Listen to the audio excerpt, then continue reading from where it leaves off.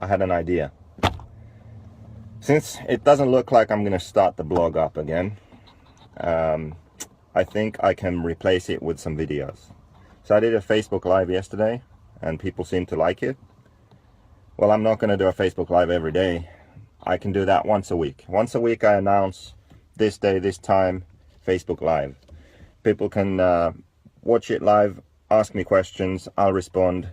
I'll come up with some topics I can talk about too, something to do with setup or something that I would normally have written in the blog. Maybe there's some news, some gossip, something that I can talk about on the Facebook Live.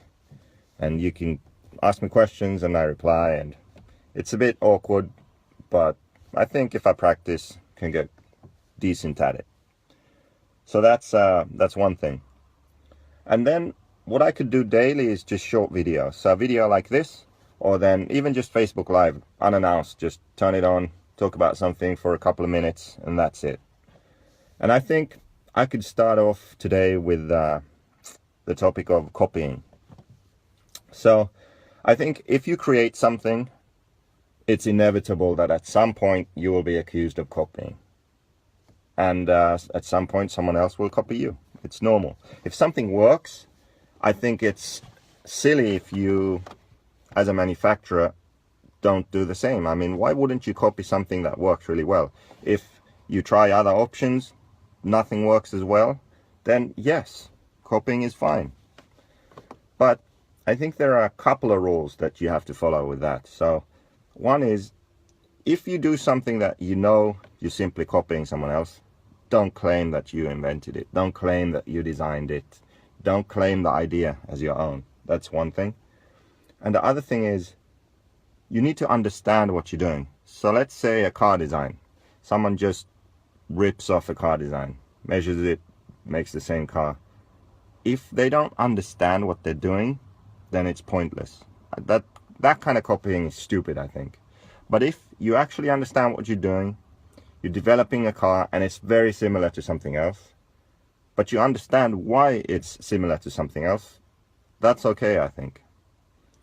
But there was one example now of a product that was copied, and I think it's okay.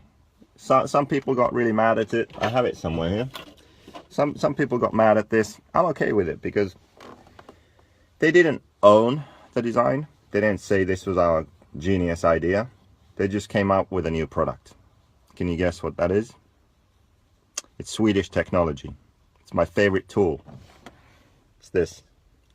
The GHEA Ride height gauge by Ronnie in Sweden. Now Hoodie made a luxury ride height gauge, but luckily they didn't claim it as their design. They just basically added laser engraving. Otherwise it's the same. Even the machining lines are the same. The hole up here is the same. It just looks the same. So that's the last thing I want to say about this is, if you have something unique like this tool, for example, and you copy it, yes, fine. You don't claim that it's your idea. Okay. You copy it, the basic idea. You release it to the market. Why not make it look different? You know, make it your own. Laser engraving is fine, but kind of make an effort. You shouldn't just copy something 100%. Like, put your own twist on it. You know, come up with something a bit original. Even if the concept is the same and the idea is identical, you can still make it look different and make it your own. Just like tires, for example. I think JQRacing is a really good example of that. All the tire brands kind of have the same tread patterns, but almost always when JQRacing comes out with something, not all of the tires, but most of the time, the tread pattern is unique. So it's similar as something else, but it's not the same. So that's a good idea. So when you do something that's the same as someone else's, at least make it your own somehow. Put a twist on it. That's it. That's all I have for you today.